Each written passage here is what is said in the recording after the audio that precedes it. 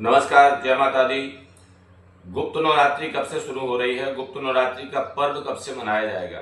शास्त्र विदित है कि गुप्त नवरात्रि में की हुई साधना व्यक्ति के लिए संपूर्ण फलीभूत होती है। अगर आपके परिवार में किसी भी प्रकार से कोई अनिष्ट योग चल रहे हैं या परेशानियां चल रही हैं या बीमारियां चल रही हैं, उनके निमित्त अगर आप गुप्त नवरात्रि में साधना करते हैं तो यह साधना निश्चित है उन सभी दुखों का नाश कर देती है। कब गुप्त नवरात्रि है, इस वीडियो में इसी पर आज चर्चा होगी। तो अगर आप चैनल पर पहली बार आए हैं तो सब्सक्राइब कर लीजिए। ये चैनल पूर्ण रूप से निःशुल्क है। चलिए शुरुआत करते हैं। गुप्त नवरात्रि नाम से ही आपको इस नवरात्रि आषाढ़ में लगने वाली नवरात्रि प्रतिपदा से प्रारंभ होकर के नौवीं को समाप्त हो जाएगी, अर्थात 15 जुलाई से प्रारंभ होकर के 23 जुलाई को समाप्त हो जाएगी। ध्यान दीजिए, 15 जुलाई से शुरू होगी, 23 जुलाई को समाप्त हो जाएगी।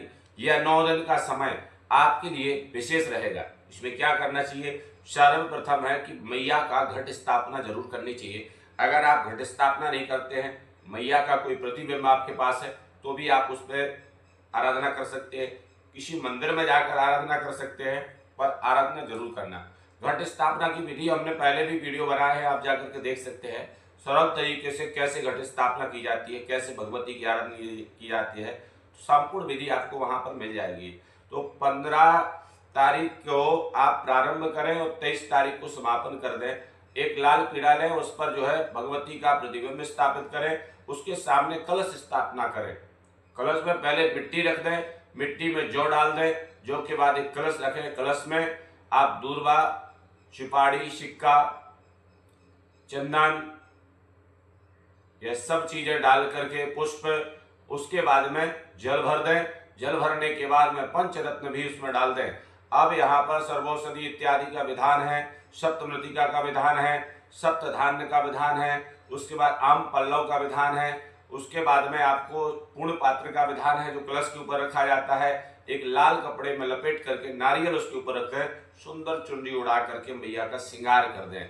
अब उसके बाद भगवती का पूजन करें, 3 बार जल दें, चौथी बार अर्घ्य दें, उसके बाद पंचामृत स्नान करा दें। पंचामृत के बाद में वस्त्र, वस्त्र के बाद में जनेऊ, जनेऊ के बाद में उत्तरीय वस्त्र, फिर चंदन लगा दें, अक्षत चढ़ा दें, फूलमाला, उसके बाद में बेलपत्र, अबीर, बुक्का, सिंदूर लगा करके भगवती को इत्र लगाएं। इत्र के बाद में भगवती को नैवेद्य अर्पण करें, धूप दीप दिखाएं, नैवेद्य लगाएं।